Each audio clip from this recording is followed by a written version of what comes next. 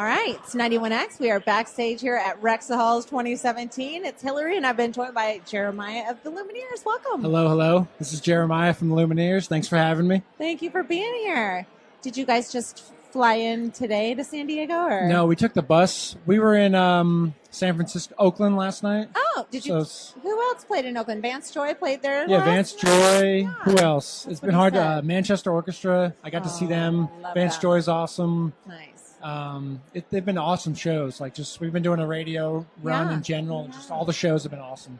Do you hang out and watch the band sometimes, like the other bands? Yeah, sometimes. Or? Like tonight, I watched The War on Drugs, which is really cool. Right on. Last night, I got to watch Manchester Orchestra.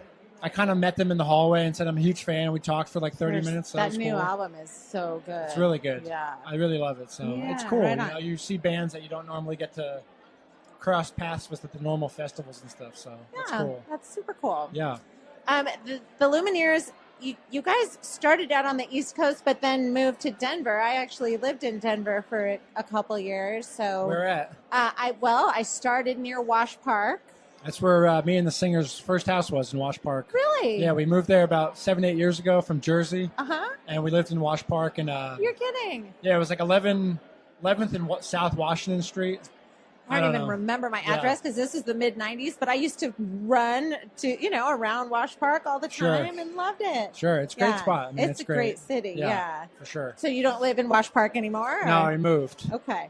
Me and Wes used to live together. We no longer live together. It's healthier. Yeah. But we love Denver. Yeah, it's great. Yeah. Why did you guys choose Denver? What prompted the move from back east? It's a good question. I mean, it was between New York City or any other city for that matter. And we thought Denver seemed like a good idea because we had 2 friends moving there at the time. And we thought we could get a bigger house, 4 of us. And that's what we did. We moved in with 2 other guys that had normal jobs, quote unquote normal jobs. So they were gone most of the day. And we kind of took it over with our musical instruments and stuff and kind of made it into our little studio. So it was perfect, and it was cheaper to live. Sure. That's the real answer to your question. Right on. It was a lot cheaper than New York or any other city for that matter. Yeah. I think things have changed now recently, but yeah. I heard that the housing market's going crazy. It's crazy in Denver. now, yeah. Did you guys then play around like Lion's Lair or the Bluebird? Did you? The Bluebird, a place like the Bluebird was like big. The Garden to us at the time. Right. I actually applied for a job at the Bluebird as like a door guy. Didn't get it. Oh.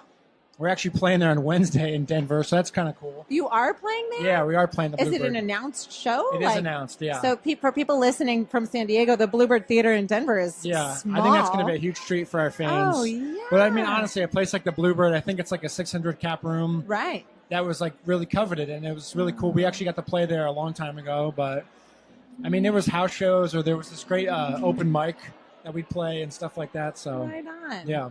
So then I read that you recorded the album Cleopatra in New York. Yeah, in the Catskills, yeah. Yeah, so why somewhere else? Was there like a great studio, or is that where the producer was? Or kind of both, and none of the above. We were supposed to record in Colorado.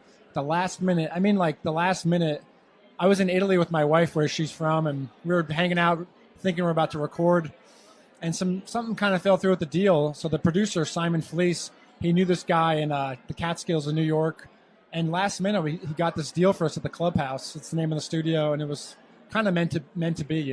We met Byron, the bassist, out there, and just kind of one of those destiny, fate things. Right really on. Cool.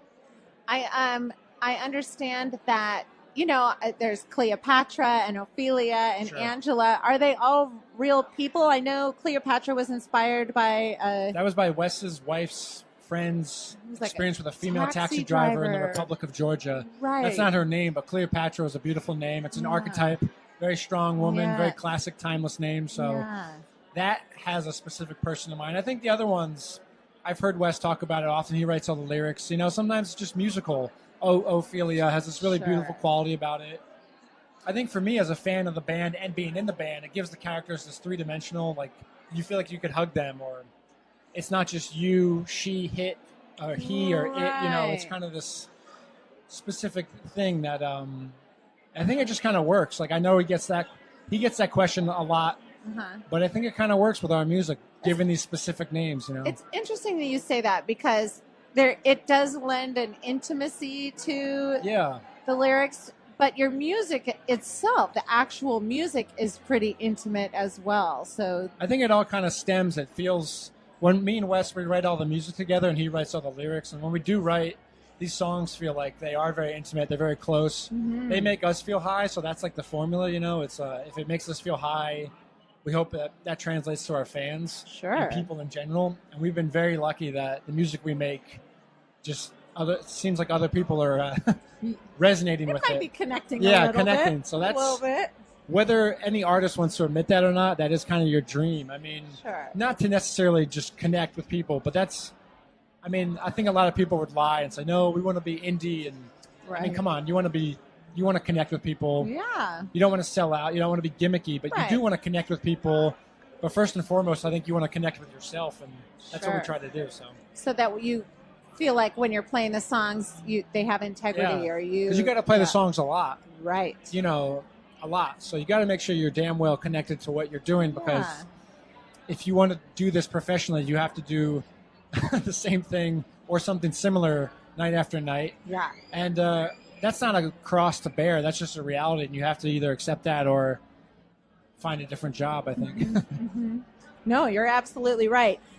Speaking of playing the songs night after night, I'm here with Jeremiah from the Lumineers. We're at Wrex the Halls tonight. The Lumineers opened for you too this year. Like, where were you when you got that call that, like, hey guys, you'd be into it? Or? We were in Los Angeles, and it was the end of a huge tour. And I kind of thought we were maybe going to take a break. Or were you excited to take a break? Kind of, to be honest. And at first, when they asked, do you want to open up for U2? I think I was like kind of in shock. It didn't really resonate how big that would be and what that meant. And we said yes, of course, immediately. But it took like weeks and months before we actually went on tour. Once we actually started the first show and we saw them, it really dawned on me how big of a deal it was. I mean, obviously, you know, but once the actual fruition of it started, it was just crazy. Like, to see why they're one of the biggest bands, if not the biggest band in the world, night after night, to see their fans' commitment, to see that they're still relevant after doing it for probably at least 40 years now. Yeah. Just so many things about it felt right. And I think we had enough momentum and confidence to do it, you know, to open up for U2. Yeah. You could be kind of squashed and be in the shadow of them so easily. And it never felt like we were. I mean, when we played, we knew who the headliner was. Yeah. Don't get me wrong. Yeah. But it was cool. It was awesome. I mean, that's interesting, though. You're right. You would have to have some confidence to go out there and own your place in the opening slot. That first show was at Pasadena at the Coliseum. I was there. And the Rose Bowl. Yeah, the Rose Bowl. I was there.